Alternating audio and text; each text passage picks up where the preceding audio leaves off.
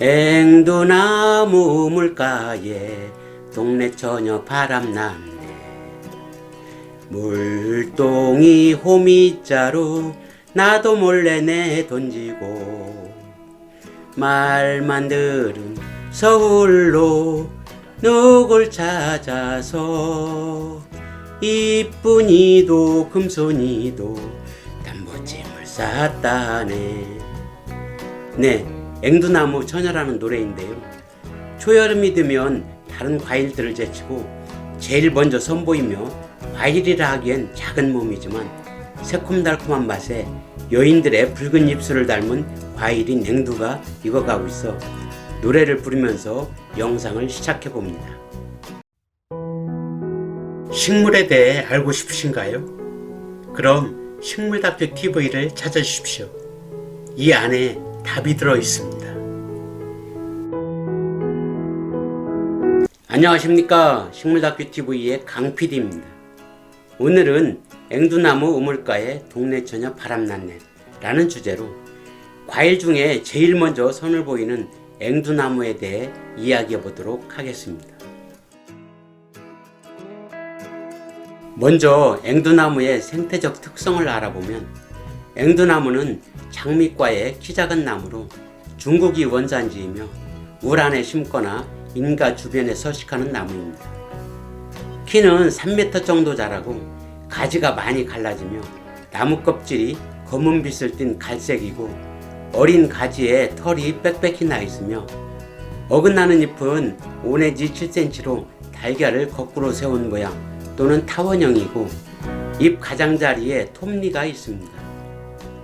3월 말이면 잎보다 먼저 피는 꽃은 흰색 또는 연한 붉은 빛으로 가지 가득히 피는데 1.5에서 2cm가량으로 한두 개씩 달리며 원뿔 모양의 꽃잎은 5개로 갈라집니다.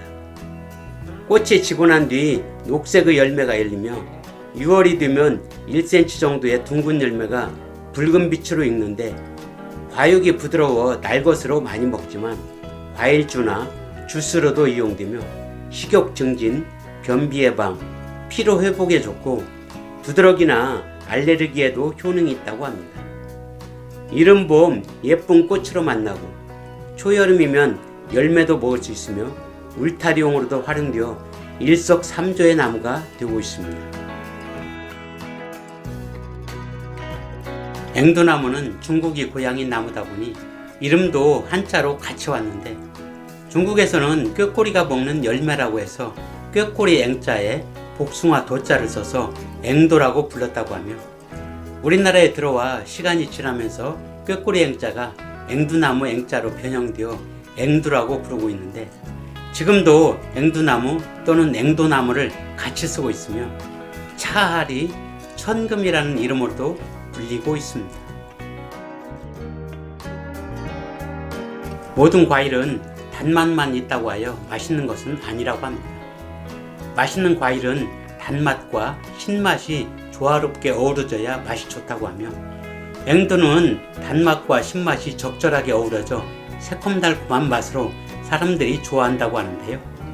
작은 과육에 비해 상대적으로 큰 씨앗과 단단한 껍질을 갖고 있는데 이것은 종족 번식을 위한 진화의 산물로서 씨를 뱉어내거나 체내에 들어가도 소화되지 않고 배변으로 나오게 하여 온전한 씨앗으로 번식을 위한 앵두나무의 전략이라고 합니다. 즉 맛있는 과즙을 줄 테니 씨앗을 훼손하지 말고 멀리 퍼뜨려 달라고 하는 것이며 만약 씨앗을 깨물어 억지로 먹으려고 하면 탈이 나게끔 씨앗 안에는 약간의 독성분을 가지고 있는 등 사람이나 동물들에게 욕심내지 말라는 앵두나무의 신호가 아닐까 생각됩니다. 영상을 시작하면서 부른 노래가 김정혜 가수님의 앵두나무 처녀로서 중장년층이라면 모르는 사람이 없을 텐데요.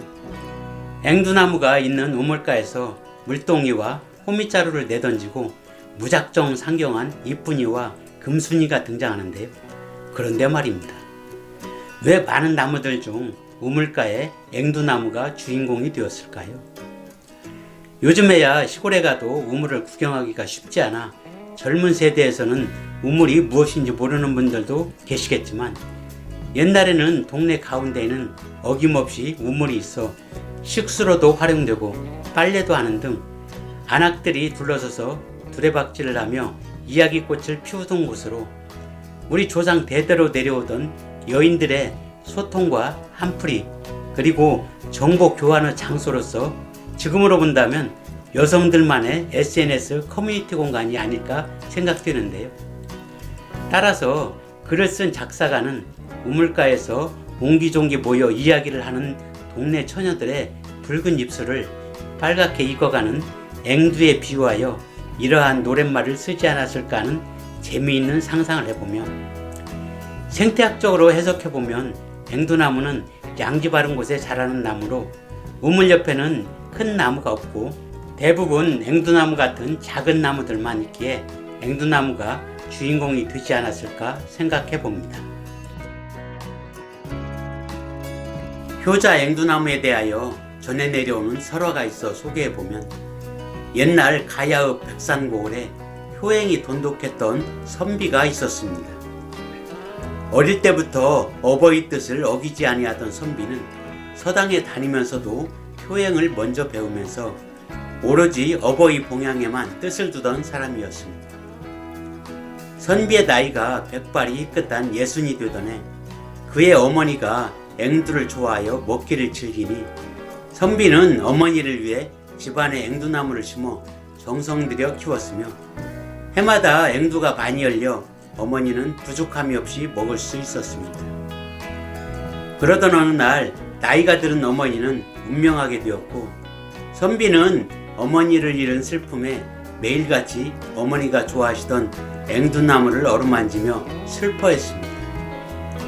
선비의 부모 잃은 슬픔에 앵두나무도 감복을 하였는지 그 후로부터는 앵두나무에 꽃만 피었지 열매는 맺지 않았다고 합니다. 이를 본 동네 사람들은 앵두가 열리면 선비가 어머니 생각에 상심을 더할까봐 앵두나무도 그의 효심을 알고 앵두가 열리지 않은 거라 말하면서 그 앵두나무를 효자나무라고 불렀다고 하며 또 다른 효자나무 이름의 유래는 이빨이 없어 음식을 잘 먹지 못하는 부모님을 위해 우물거리며 먹을 수 있는 앵두나무를 집에 심어 과일의 맛을 볼 수 있도록 배려한 나무라고 해서 효자나무라 불렀다고 합니다. 이상으로 앵두나무 우물가에 동네처녀 바람났네 라는 주제로 과일 중에 제일 먼저 맛을 보인다는 앵두나무에 대해 알아보았는데요. 앵두나무의 생태적 특성과 앵두 이름의 유래, 새콤달콤한 맛과 씨앗의 비밀 등을 알아보았고 우물가에 앵두나무가 있는 이유와 효자 앵두나무에 대한 전설도 알아보았습니다. 간식거리가 흔치 않았던 어린 시절 빨갛게 익은 앵두의 유혹에 남의 집 앵두를 따먹다가 주인 어르신의 꾸지람 소리에 놀라 도망치면서도 새콤달콤한 맛에 입속에 침이 고이는 그 시절을 회상해보면서 오늘의 모든 영상을 마칠까 합니다. 구독과 좋아요를 부탁드리면서 지금까지 식물다큐TV의 강PD였습니다. 감사합니다.